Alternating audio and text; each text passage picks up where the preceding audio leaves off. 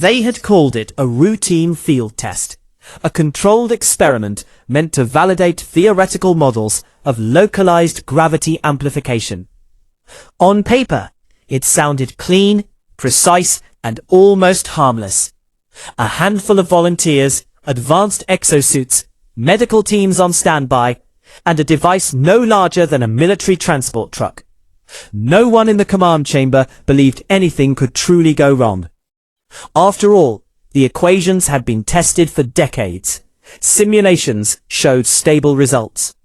The only unknown variable was the human body itself, and even that, they believed, had been accounted for.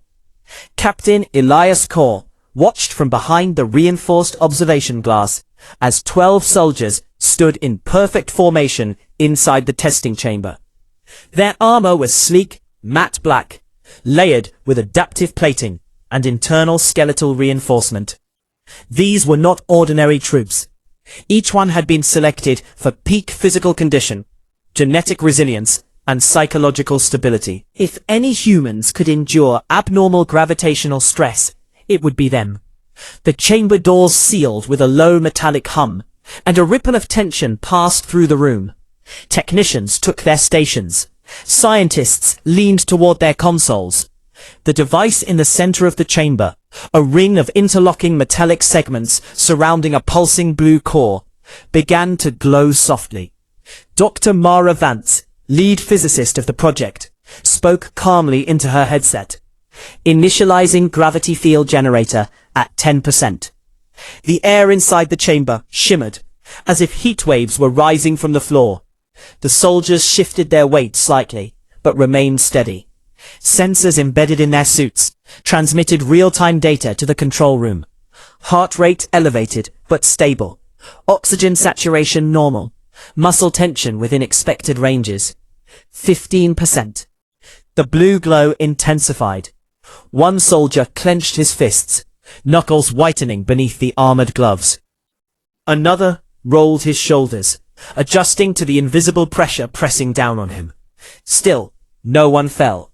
Captain Kaur allowed himself a small nod. So far, everything matched the simulations. 20%. A faint creaking sound echoed through the chamber. It wasn't metal. It wasn't machinery. It was subtle, organic, like the bending of thick branches under weight. Several scientists exchanged glances, but said nothing. The sound could easily be attributed to armor joints or structural supports. Dr. Vance's fingers hovered over the control panel. Readings are consistent, she said. Proceeding to 25. The shimmer in the air thickened. The soldier's breathing became more labored. One of them dropped to a knee, then pushed himself back up, jaw clenched, eyes fixed forward. Sweat streamed down faces, pooling inside helmets despite advanced cooling systems. He had seen men endure extreme environments before. Vacuum exposure, radiation storms, neural overload training. This felt different. This felt wrong. 30%. The creaking grew louder. Now it was unmistakable. It came from multiple sources, overlapping, irregular. Dr. Vance frowned. Structural strain is still within acceptable limits, she said, though her voice carried a trace of uncertainty. One soldier cried out, a sharp, involuntary sound that cut through the hum of machinery. His right leg buckled. The exosuit's reinforcement struts compensated instantly, locking his limb into place, preventing collapse. Medical readouts spiked. We're seeing microfractures in cortical bone, a technician reported. Repeat that, Captain Kaur said. Microfractures in multiple subjects, the technician replied, eyes wide. Hairline cracks forming under compression. Silence fell over the control room. Dr. Vance stared at the data streaming across her screen. The equations had predicted gradual cellular stress, not immediate skeletal failure. Hold at 30%, she said. Inside the chamber, the soldiers were shaking, not from fear, but from the effort of simply existing under the crushing force. Muscles twitched uncontrollably. Teeth ground together. Another soldier screamed, this time longer, rawer. A sickening snap echoed through the chamber. loud enough to be heard even through the reinforced glass. The soldier collapsed, his left arm bending at an impossible angle. The exosuit tried to stabilize, but there was nothing to stabilize. The bone had shattered. Captain Core stepped forward. "Shut it down," he said. Dr. Vance hesitated. If they powered down too quickly, the sudden change in gravity could cause additional trauma. If they held steady, more bones might break. It was a nightmare scenario no one had truly prepared for. 5% decrement. Before the system could respond, another snap rang out. Then another. It was no longer subtle. It sounded like dry branches being broken over a knee. Soldiers were dropping, one after another, their bodies folding in ways human bodies were never meant to fold. The gravity field was doing exactly what it had been designed to do. It was increasing the effective mass of every atom inside the chamber. Muscles could adapt to a point. Organs could compress slightly. But bone, even reinforced bone, had limits. And those limits were being exceeded in real time. "Emergency shutdown," Captain Core barked. Dr. Vance slammed her palm onto the console. The blue core flared brightly, then dimmed. The shimmer in the air dissipated. The oppressive force lifted. For a fraction of a second, it felt like relief. Then the screaming truly began. Without the artificial gravity compressing them, the soldiers' bodies rebounded into their natural shape. Shards tore through surrounding tissue. Blood filled helmets and spilled onto the chamber floor. Medical teams rushed in the moment the doors unlocked. But the scene inside looked less like a laboratory and more like a battlefield after an artillery strike. Captain Core forced himself to enter. He had commanded men into combat before. He had seen dismemberment, burns, decompression injuries. None of that prepared him for this. These soldiers had not been shot. They had not been blown apart. They had been crushed by an invisible force they were never meant to face. One soldier reached out toward Core, fingers trembling. His forearm was twisted, bone protruding through torn fabric and flesh. "It felt like the world got heavier," the soldier whispered, eyes unfocused. "Like God put his hand on my chest." Medics sedated him. Another soldier was already dead. Skull collapsed inward. Brain matter seeping through cracks in the helmet liner. 3 more were in cardiac arrest. Vance stood frozen at the threshold, staring at the carnage she had helped create. "The models were wrong," she murmured. Captain Core turned to her slowly.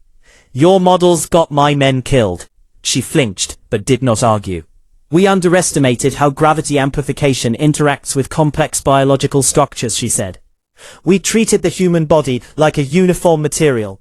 It isn't. Different tissues respond at different rates. Stress concentrates at junctions. Bones become focal points." "In plain language," Core said, "you crushed them." Dr. Vance swallowed. "Yes." The surviving soldiers were evacuated to intensive care units. Of the 12 who had entered the chamber, 2 were dead within the first hour. 4 more would die over the next 24 hours from internal bleeding and catastrophic organ failure. The remaining 6 would never walk again. Officially, the test was classified as a partial success. It had produced a stable, controllable amplification of gravity. The cost was listed in sealed appendices that only a handful of high-ranking officials would ever read. Captain Core read every word. He sat alone in his quarters, staring at the casualty reports. Names, ages, family contact information. Short biographies meant to remind commanders that soldiers were people, not numbers. He wondered how many more names would be added to similar lists before this project ended, or if it would ever end at all. Dr. Vance requested a private meeting. When she entered Core's quarters, she looked like she hadn't slept in days. Dark circles ringed her eyes. Her lab coat was wrinkled, stained with dried blood she probably hadn't noticed. "They're not shutting it down," she said without preamble. Core didn't look up from the datapad. "I assumed as much. High Command sees this as proof of concept. They believe if we can figure out how to protect the user, we can turn gravity itself into a weapon. Core finally met her gaze.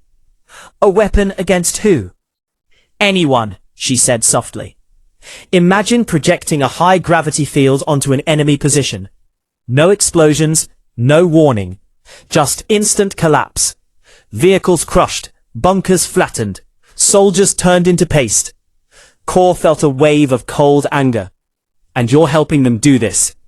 Dr. Vance's voice shook. I wanted to understand the universe. I wanted to know how space and time really work. I never wanted this. But you built it anyway. Silence stretched between them. Finally, she said, there's something else. Core's eyes narrowed. Talk. The test data showed anomalies just before the first fractures occurred, she said. Not mechanical anomalies, space-time anomalies. Core frowned. Meaning? The gravity fields didn't just get stronger, she said. It started behaving like a localized curvature well, similar to what we see near black holes, but on a microscopic scale. Core felt a chill. You're saying you almost made a tiny black hole?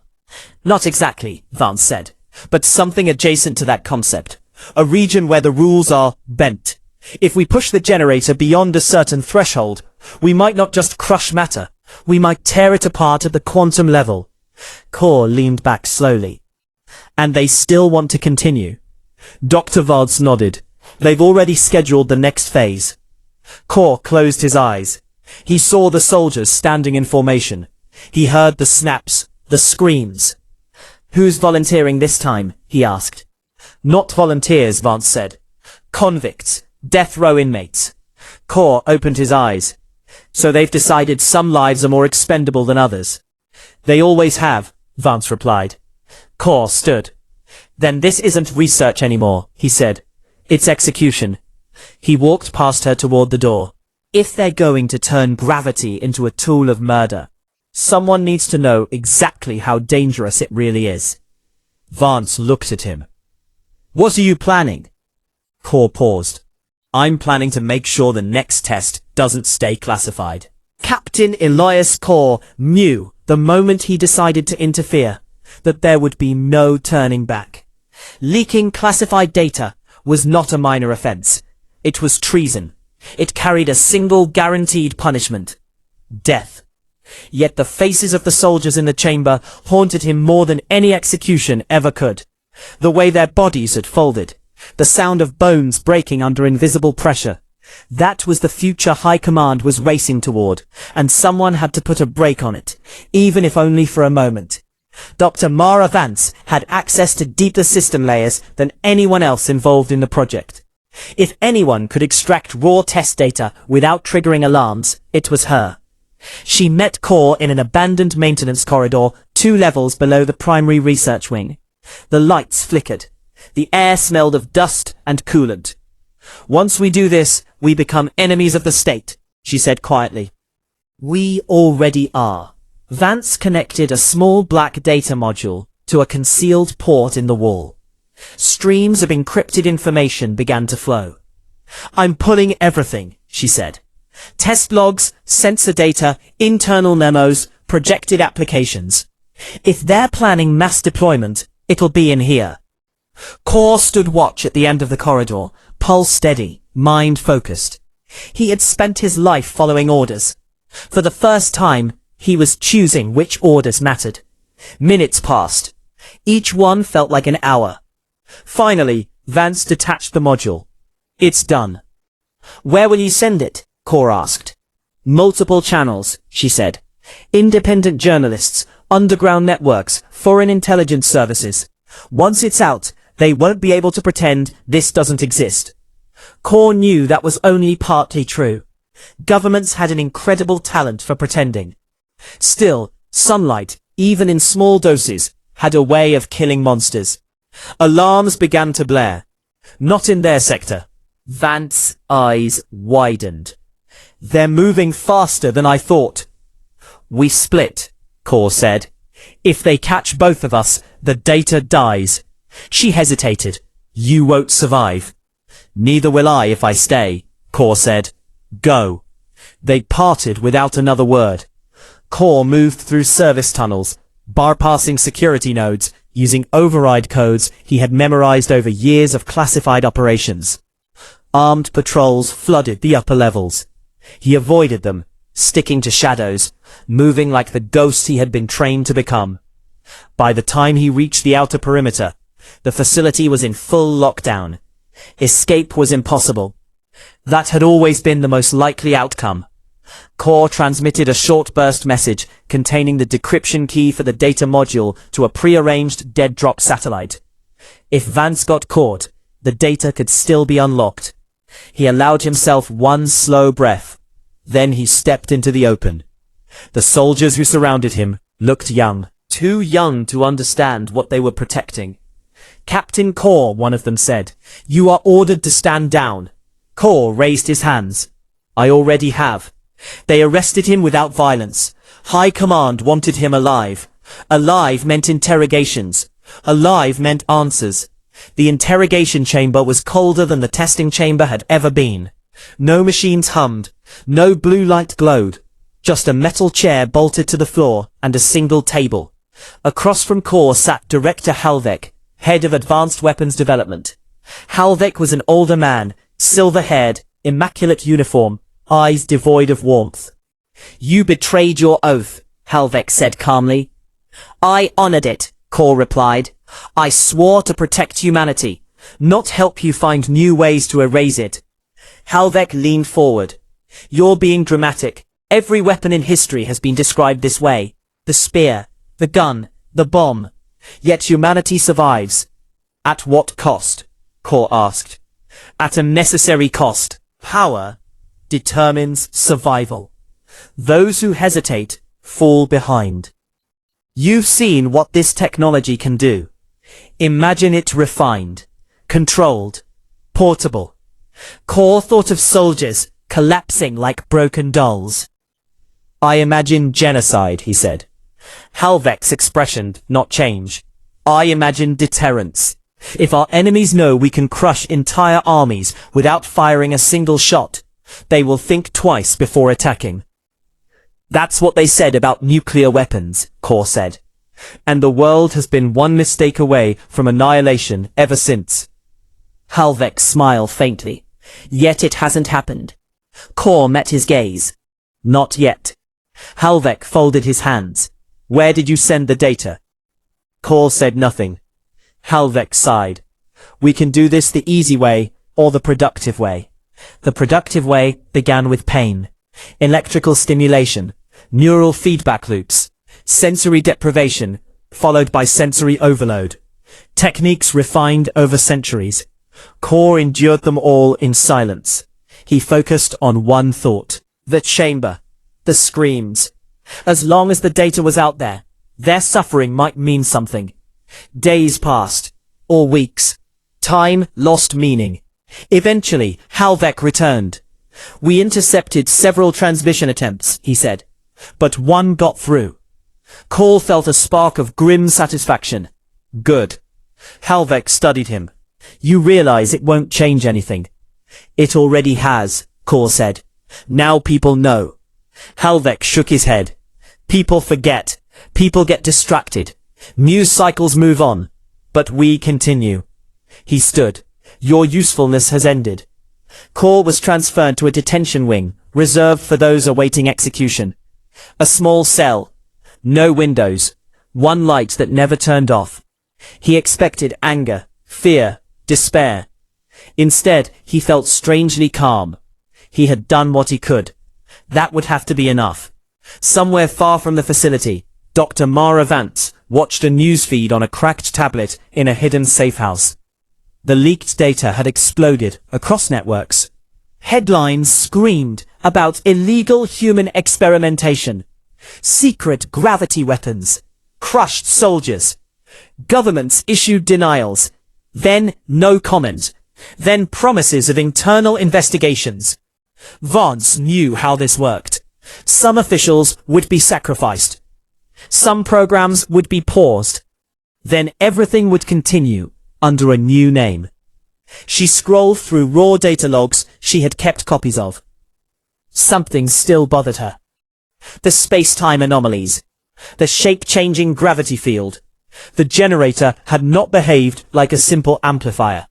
It had evolved, almost as if it were responding to something, or someone.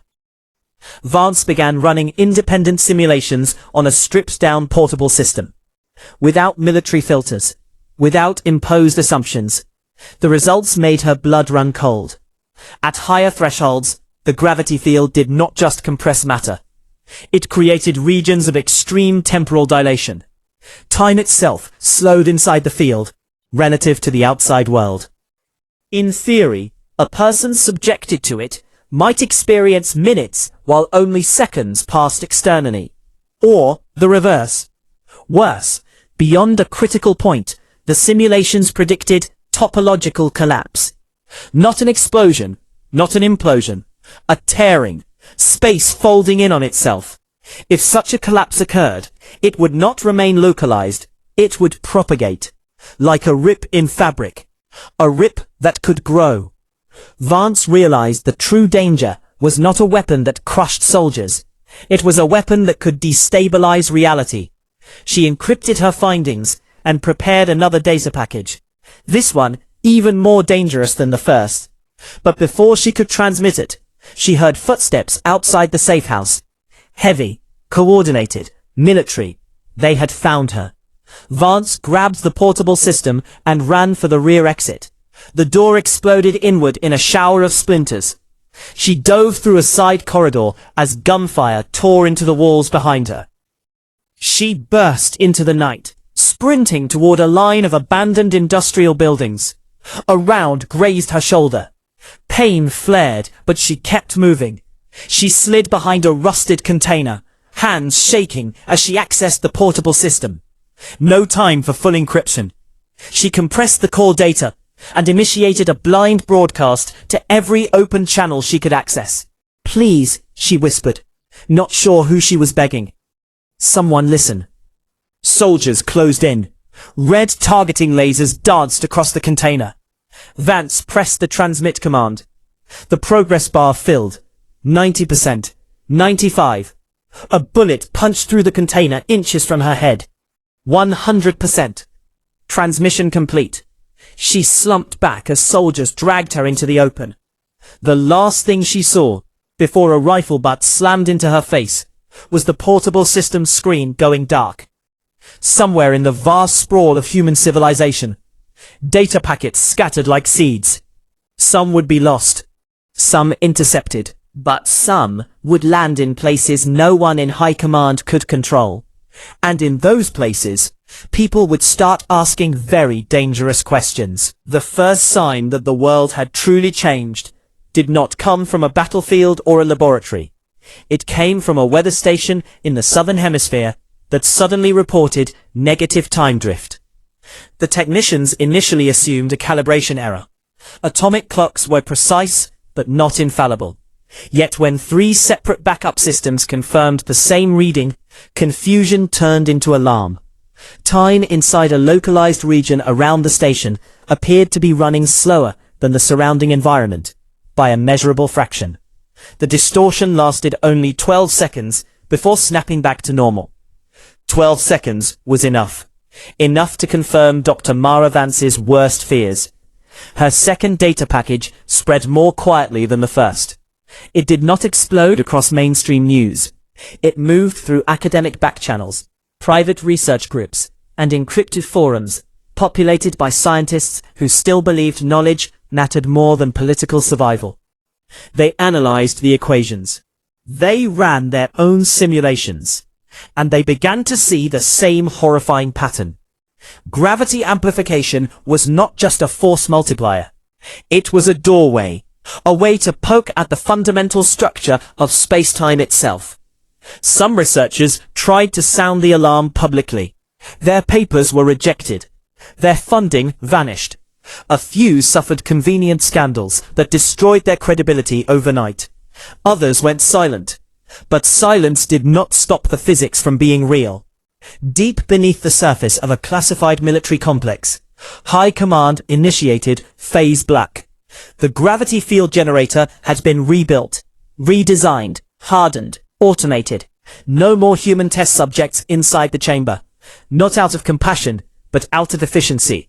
Robotic frames now occupied the test zone, each packed with dense sensor arrays. The goal was no longer to see what gravity did to people. It was to see how far the system could be pushed before reality itself pushed back. Director Halvek observed from a secure bunker. The failure of secrecy had angered him, but it had not slowed him.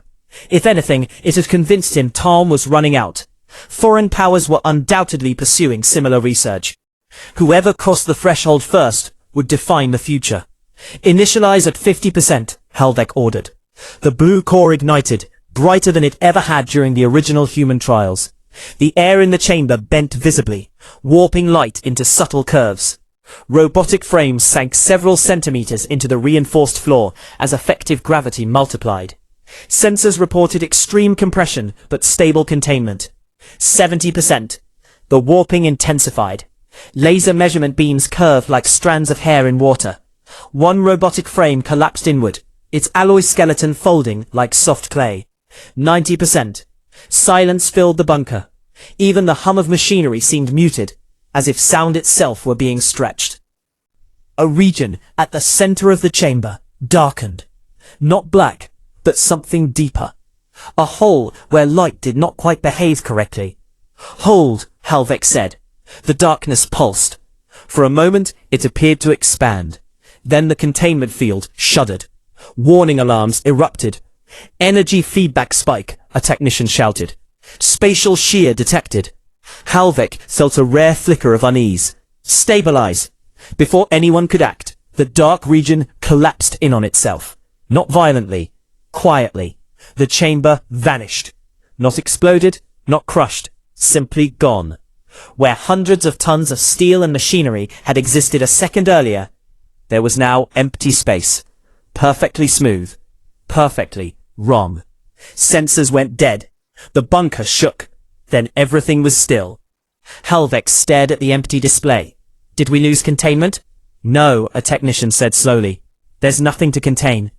The generator had not created a black hole. It had created a null zone. A pocket of non-space. A place where space-time metrics returned impossible values. Worse, long-range sensors began to pick up faint echoes of similar distortions thousands of kilometers away. The event had not stayed local. It had sent a ripple. Across the planet, subtle anomalies began to appear. A passenger train in Europe arrived at its destination 30 seconds before it departed. A communication satellite reported receiving its own transmission, time-stamped 5 minutes in the future. A child in South America fell from a tree and struck the ground, but stood up uninjured, claiming he had landed gently, even though witnesses saw his body hit with lethal force. Reality was fraying at the edges. Captain Elias Kaur felt it from inside his cell.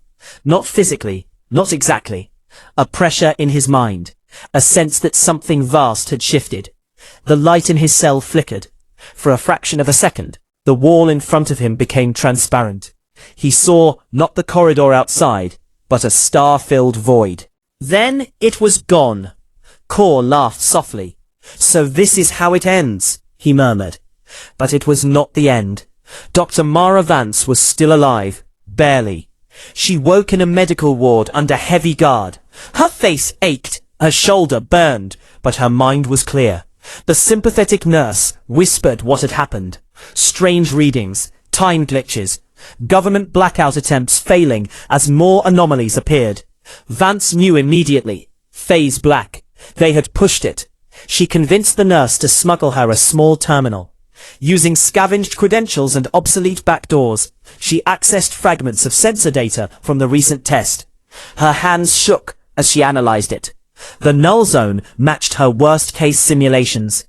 They had torn a hole in the mathematical fabric that defined existence. It was small, for now, but such structures were inherently unstable.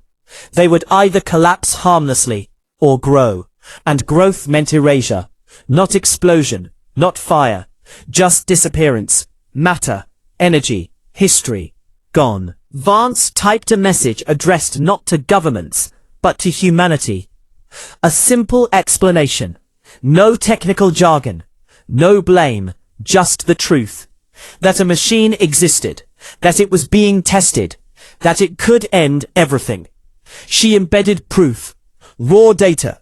Visualizations. Time-stamped logs. Then she sent it everywhere. Public networks. Pirate channels. Even old-school radio bursts. The message spread faster than any censorship could stop. Panic followed. Markets crashed. Cities saw riots. Some people prayed. Some people denied everything. Some people demanded blood. High Command attempted to regain control. Director Halvek ordered Phase Black suspended. Not because he had grown a conscience, but because he realized too late that control was slipping. He convened an emergency council. We need to seal the null zone, he said. We created it. We can reverse it. Vance's leaked data said otherwise. The mathematics showed no reliable method of closure. You could not stitch reality back together with the same needle that tore it. Desperation breeds reckless ideas. A proposal surfaced. Use a second gravity generator, tuned inversely, to counteract the first. Slam two space-time distortions into each other, and hope they annihilated. It was insane. It was also the only idea anyone had. They needed someone who understood the system better than anyone else. Dr. Mara Vance. They brought her to Halvek. He tried persuasion first. Help us fix this, and you walk free. Vance looked at him with hollow eyes. You don't deserve fixing. Halvek leaned in. If this grows, billions die. Billions were always acceptable to you, Vance said. Don't pretend you care now. Halvek's jaw tightened. You will help us. Vance thought of the soldiers, of Kor, of the child who fell from the tree. She sighed. I'll try, she said. Not for you. For everyone else. They moved her to the control complex. The null zone was visible now, even to the naked eye. A shimmering absence, hovering where the chamber had been, like a hole cut out of the universe. Vance worked with a small team she selected herself. No military handlers in the room. Only scientists. She adjusted parameters, ran projections. The inverse field idea might work. Might. The margin for error was effectively zero. Captain Kor was dragged from his cell and brought to the complex. Halvek wanted him to witness the attempt. Insurance. Leverage. Kor saw Vance across the room. Bruised, tired, alive. Their eyes met. No words were needed. We're going to try to cancel it out, Vance said quietly. Kor nodded. If it doesn't work? Vance didn't answer. The second generator powered up. A deep, thrumming vibration filled the complex. The null zone began to fluctuate, edges rippling like disturbed water. Alignment at 98%, a scientist said. Vance's fingers hovered over the final command. She looked at Kor. He gave a small nod. Light and darkness collided. The room filled with a blinding white flash. For an instant, Kor felt himself everywhere at once. Every moment of his life overlapping. Childhood, training, the chamber, the screens, then silence. When he opened his eyes, he was on the floor. Alarms were blaring, but differently, urgently. Vance was on her knees, staring at the space where the null zone had been. It was gone. In its place, scorched metal, twisted wreckage, normal, physical debris. Reality, battered but intact. Cheers erupted. People cried. Some laughed hysterically. They had done it. Or so it seemed. Days later, the anomaly stopped. No more time glitches. No more impossible sensor readings. Official statements declared the crisis resolved. The gravity project was terminated. Facilities were dismantled. Data was archived. Captain Kor was quietly released. No apology. No acknowledgement. Just a sealed record and a warning to disappear. Some said she took a ship off-world. Others believed she went underground, determined to make sure the research never resurfaced. The world tried to move on, but deep in the void between galaxies, something stirred. A faint echo of the null zone. Not large, not growing, but not gone either. A scar in the structure of existence. 20 years passed, but time did not heal what humanity had done to the universe. It only buried it under layers of denial, convenience, and carefully edited history. The Gravity Weapon Project officially never existed. Schools taught nothing about it. News archives showed only fragments, stripped of context. The few who remembered were dismissed as conspiracy theorists. Captain Elias Corr lived under a false name, in a coastal settlement, where storms were frequent and questions were rare. His hair had turned grey. His body carried scars that never fully faded. He spent his days repairing fishing drones, and his nights staring at the ocean, listening to waves crash against rusted pylons. Sometimes, when the wind was right, he swore he could still hear the snapping sound of bones breaking in the chamber. He had learned to live with ghosts. Humanity had not stopped experimenting. New energy initiatives, deep space propulsion research, exotic physics laboratories buried beneath corporate logos. Different names, same hunger. The scar in space-time had never fully closed. Scientists classified it as a background irregularity, a harmless remnant of early universe physics. But every decade, sensitive instruments recorded a spike, a tremor, a reminder. On a remote research station orbiting a dead star, Dr. Lena Arras studied one of those spikes. She was young compared to the legends she had read about. Brilliant, stubborn, the kind of scientist who still believed truth mattered more than funding. Her station specialized in temporal noise analysis, filtering random fluctuations from meaningful patterns. Most of the time, the universe was loud, chaotic. But this signal was different. It had structure, rhythm, almost like a heartbeat. Lena isolated the data stream and overlaid historical records. The pattern matched something buried deep in declassified fragments from decades earlier. Gravity amplification experiments, localized space-time distortions, a cancelled project with too many missing pages. Lena felt a chill. "You're not dead," she whispered to the screen. She began digging. Corporate firewalls, government archives, abandoned servers. The deeper she went, the clearer the picture became. Someone, somewhere, was recreating the original research. Not clumsily, not experimentally, deliberately. Lena sent a private message to a contact who specialized in old Black Ops history. A name came back. Elias Corr. Official status, deceased. Unofficial rumor, disappeared. Lena smiled faintly. "Good," she said. "Ghosts are harder to silence." It took months to track him. False leads, dead ends. Finally, a fishing drone registry pinged with a serial number tied to an obsolete military supply chain. A drone registered to a man named Karen Ellos. Anagram. Lena boarded a civilian transport and headed planetside. Corr knew someone had found him the moment Lena walked into his workshop. Not because she looked dangerous, but because she looked curious. Truly curious. That kind of curiosity was rare. "I don't fix people," Corr said without looking up. "Just machines." "I'm not broken," Lena replied. Yet. That made him glance at her. She placed a small projector on his workbench. A holographic waveform sprang to life. Pulsing. Familiar. Corr's breath caught. "Where did you get that?" "From the universe," Lena said. "And from your past." Silence stretched between them. Finally, Corr turned off his welding torch. "You shouldn't be here." "Neither should that signal," Lena said. "But it is, and it's getting stronger." Corr felt the old weight settle into his chest. They promised it was over. Lena shook her head. "Someone is building something. Not a weapon. Not exactly." "Then what?" Lena hesitated. "A door." "Humans shouldn't have doors like that." Lena met his eyes. "They're going to open it anyway." The signal pulsed again. Far away in a facility hidden inside an asteroid, engineers watched their own monitors light up. A spherical structure, kilometers wide, floated in a vacuum chamber. Unlike the old generators, this one did not rely on brute force gravity amplification.